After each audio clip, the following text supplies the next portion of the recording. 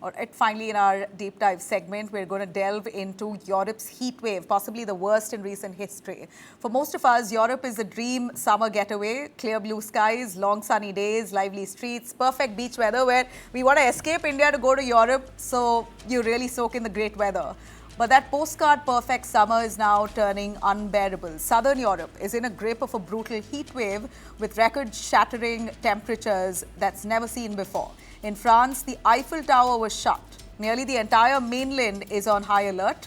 In fact, the government has asked businesses to change staff hours to protect workers from the heat. 200 public schools are either partly or fully shut. In Italy, 21 out of 27 major cities are on red alert. In Portugal, 7 regions face extreme risk warnings. Spain saw the mercury touch 46 degrees. 2 people have died in Spain, 2 more in France.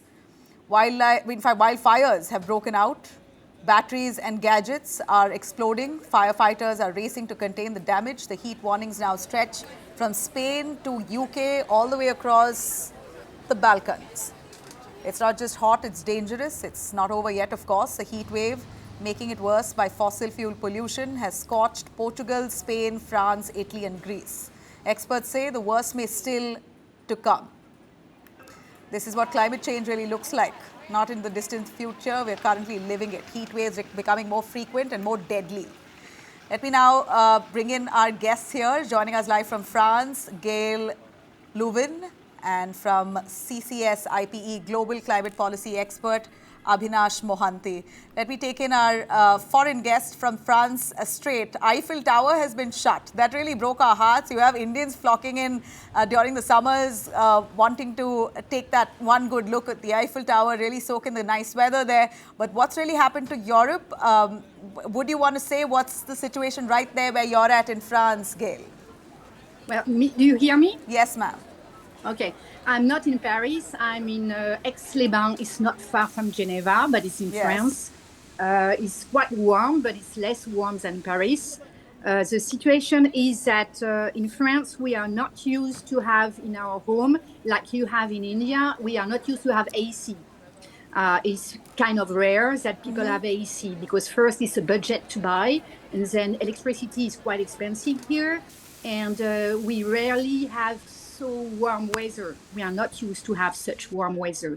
So we may have fan, like electrical fan, but like, for example, among the people I know only maybe 4-5 persons who have AC, but most of the people don't have AC.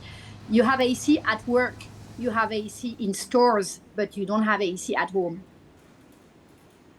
Well, this is certainly scary. If I can bring in our environmentalists, is this abnormal? Europe's heat wave at this point is said to be the worst in history. What does this really suggest, and where are we heading in a nutshell, sir? Good evening, Gail, and good evening, everyone. Hello. This is a lived reality. That's what you started with. So climate change is right there, and climate change is upon us. What is happening in Europe is just a testament what global South, at least Africa, India, South Asian countries, has been facing of late about the heat. Our way of life is getting changed. What Gail just suggested, that in Europe you necessarily don't have a lot of air conditioners, and that's what is the way of life getting changed and abrupted and disrupted. And what has happened in Europe is from an atmospheric sciences perspective, it's a marine heat wave.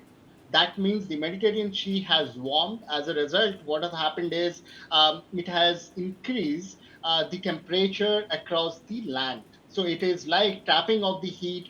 It's hot outside, and you are clogged in a room, and you put in a heater. That's what is the situation that has happened, because the oceans are warmer. As a result, the land, which is inevitably warmer, are getting intercepted, and that's where you see this heat wave condition in Europe, which is unlikely that is happening. Now, it will have ripple effects. The ripple effects are the seasonal changes and disruptions are going to happen. It will have larger health implications. It will also have some of these larger cost on life and livelihood, and that's where the ecosystems are also going to be impacted So largely. are And we looking that's at that. better days in the years to come, or is it only worsening, sir? We will be seeing it's not like every day is going to be worse, but it's going to come in pattern than waves, I would say. Better days are going to be there, but Okay. it's going to be disrupting and erupting by large. And that's what is the climate change phenomena all about. So Right. we need to understand them more granularly. Gail, a final word from you on what you think countries that are heavy on tourism like Greece, Spain, and France, where you are at, are really doing to combat this. Is there any measures that they're adopting? Well, for example, as you said, many schools have been closed because of the hot weather and because they don't have AC often in schools. Probably that slowly we will have to change the habits. We will have to equip more places. Slowly we will have to equip our home and other business places which may not be which may not have Yeah. AC. But with the future, the weather is getting warmer and warmer every year. So we'll have to. What are you doing to get away from the find heat? solution. Me, I have a fan, but I didn't buy as yet a AC. But I don't know. I don't know about the years to Okay, come. all the best. We're living through it in India day after day. Things haven't gotten Yeah. better here, but well, it maybe I can't say it's satisfying to know that Europe is also in the same mess. I empathize with you, but heat, that's something that we know very well here in India. Yeah, Thanks I very know. much. I hope you survive this. Thank you both of you You're for joining welcome. us. Bye bye. Thank you.